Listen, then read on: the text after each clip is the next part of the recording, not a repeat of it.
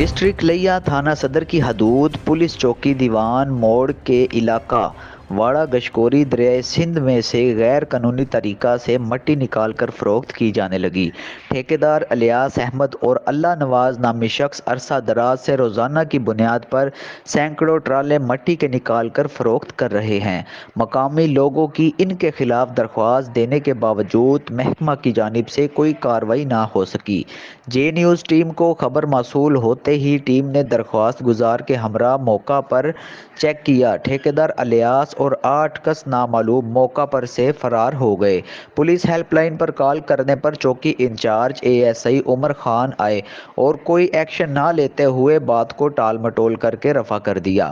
دریا سے مٹی نکالنا سنگین جرم ہے اور مائنز مافیا بے لگام ہو چکا ہے، جس سے سرکاری اراضی کو کروڑوں کا نقصان ہو رہا ہے۔